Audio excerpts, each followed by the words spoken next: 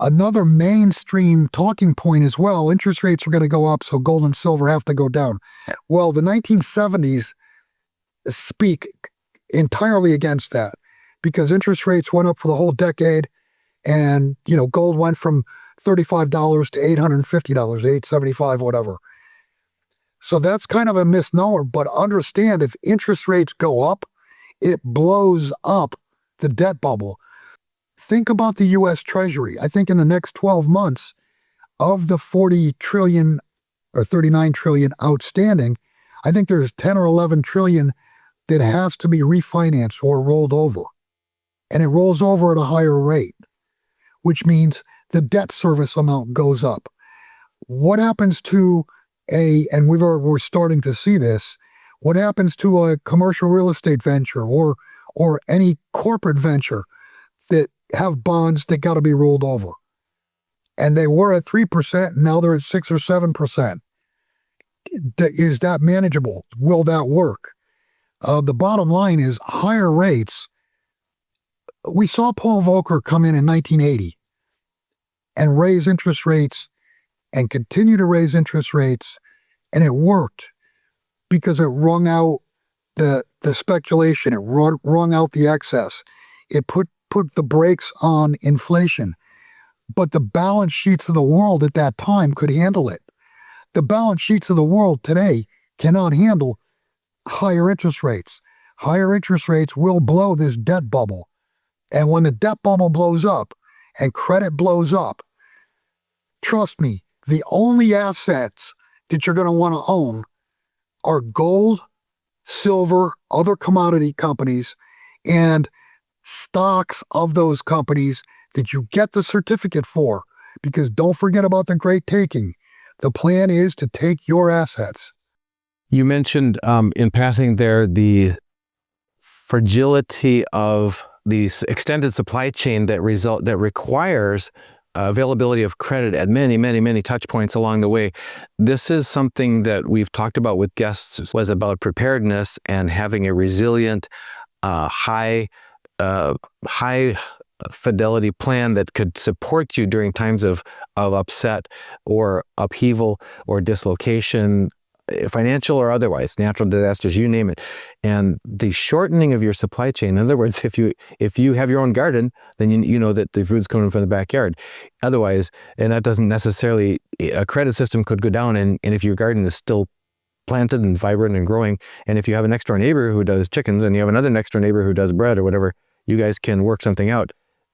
We interviewed Steve St. Angelo from the SRS Rocco Report, who talked about history is rife with stories of very advanced societies that failed. And if you look at it, what preceded that was this dependency on a very long, very complex supply chain, whether it's for energy, raw materials, labor, you name it. The longer and more complex and dependencies that you build in any process, the more ways it can fail. I have a background as a manufacturing engineer with failure mode effects analysis, and to understand how brittle that can be when you have, as the modern society does today, make us very dependent on average for the ordinary person on a very long extended global supply chains. We saw huge disruption to that during the COVID era. If you want to expand on lessons we learned recently, in other words, we had the tremor before the big quake already. What did we learn from it?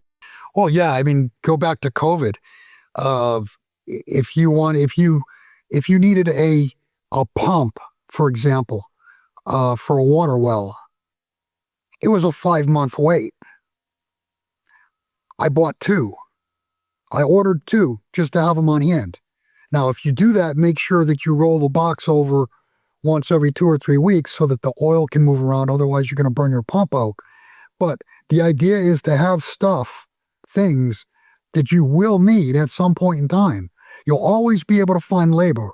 You're not always going to be able to find the material for them to fix your problem.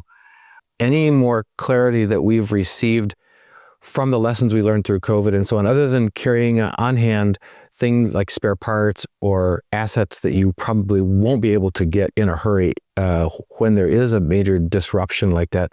Any else things that we've learned financially about that? You mentioned gold and silver. From a practical standpoint, maybe you can tell us how you see that being practically useful to people in the case of a major credit disruption. Yeah, let me kind of hijack this and just say from a broad view, this is not Bill Holter's opinion. This is not Dunnigan Kaiser's opinion. Mathematically, at this point, there is going to be a credit crisis. There's no ifs, ands, or buts about it. It's only a matter of when. And you could question, how severe it's going to be.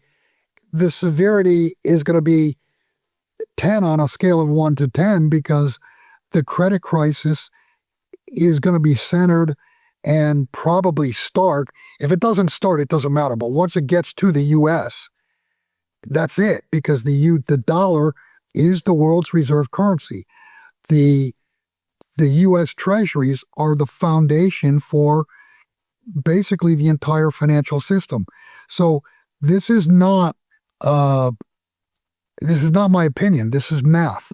The debt is going to fail. Now, with that in mind, if you know and I've told people this for the last probably month or 2 months, I get emails, I get phone calls, people nervous. Oh my God, gold's going down, silver's going down. Look at my mining shares. If you know what the ending is, you prepare yourself for the ending.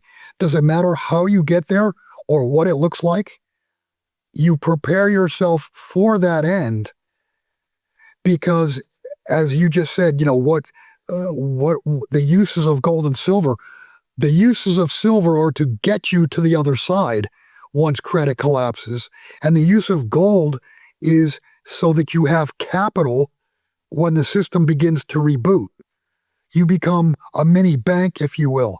You have capital when most, 99% of the other people don't have capital because they got wiped out in their credit-based investments. Now, you could say stocks are not credit-based. You could argue it either way. It doesn't matter. What I'm getting at here is you can have great stocks held at a broker that goes out of business, and guess what? You find out that legally those stocks were never yours. They were for your benefit, but they were owned by your broker. That's why you get the stock certificates. Jim Sinclair sounded like a complete, stark, raving mad lunatic in 2004, 2005, telling people, get your stock certificates. And then 2007-8 came along, and we were, 3 hours away on a Sunday morning or Monday morning to markets not opening and the whole thing melting down. Get out of the system. He was early, but he was right. And now the governments have codified that by saying, if you put money in a bank, you're not a depositor, you're a lender. If you put money into a broker, those stocks are owned legally by your broker for your benefit. Go into court and see how far you get suing a bank or suing a broker that took your funds to save their own ass.